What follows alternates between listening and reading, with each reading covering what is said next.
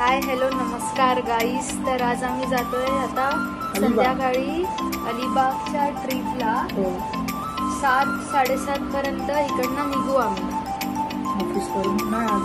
नाही आज तर सुट्टी आहे ऑफिसला. कागल 7-7:30 पर्यंत निघू आम्ही इकडनं आणि नंतर आम्ही जाऊ स्कूटीने.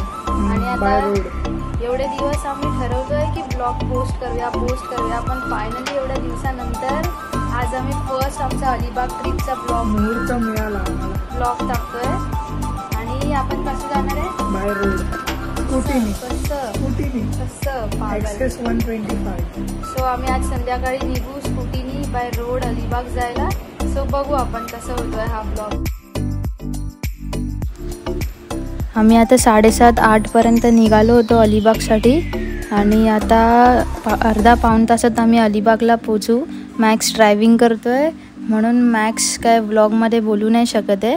आणि आता आलो आहे आम्ही नागावच्या थोडं अर्धा-पाऊण तासच लांब आहे. तर आम्ही आता पोचू.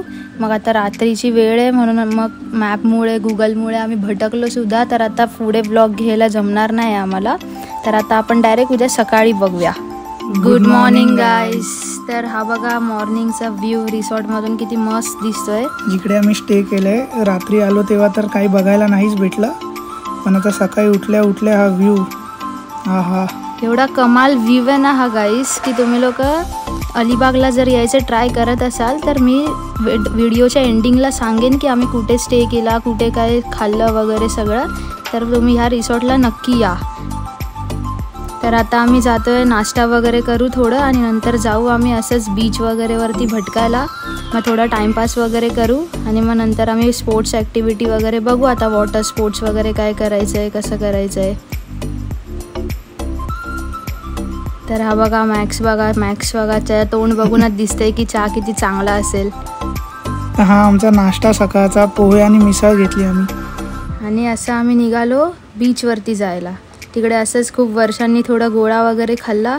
मग नंतर आम्ही थोडं वॉटर स्पोर्ट्ससाठी जायला निघालो. आणि वॉटर स्पोर्ट्स इकडचे अप्रतिम आहेत नागावचे. तुम्ही पण या कधीतरी विजिट करा. आणि नंतर आम्ही दुपारी आता उन्हामध्ये काय करणार म्हणून मग बीचवरती थोडा टाइम स्पेंड केला. नंतर परत गाडी घेऊन निघालो. ही बघा हेवी ड्रायव्हर. स्ट्रगल बघा आमचं. आणि शेवटी एवढा स्ट्रगल नंतर जो हा व्ह्यू दिसला ना नागाव बीचचा सनसेटच्या टायमाला, मग आम्ही तो व्ह्यू बघत एकत्र चालत होतो असंच गप्पा मारत. आणि आम्ही सनसेट एन्जॉय केला. आणि हे बघा हा हेल पियत सनसेट एन्जॉय करतोय. म्हणजे सनसेटवर येऊन पण माणसांना एनर्जी ड्रिंक भटकते इकडे तिकडे एकटीच वेड्यांसारखी.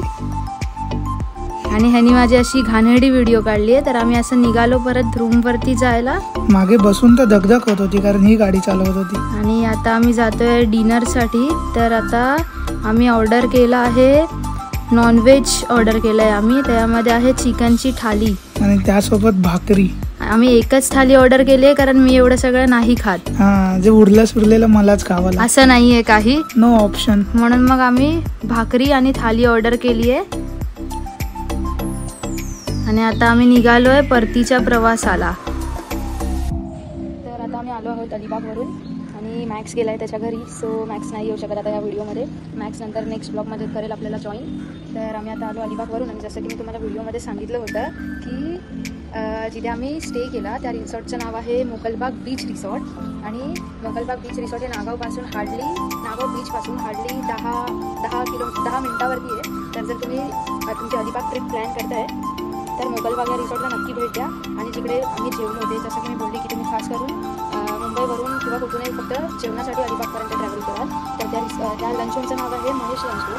जे नागाव बीचपासून वॉकिंग डिस्टन्सवरती आहे. हार्डली 15 मिनिट्स लागत असतील. आणि तिकडचं जेवण एवढं कमाल आहे की तुम्ही सारखं ते जेवण ट्राय करायसाठी अलिबागमध्ये याल. तर गाईज नक्की भेट द्या. बाय. भेटूया आपण नेक्स्ट ब्लॉगमध्ये.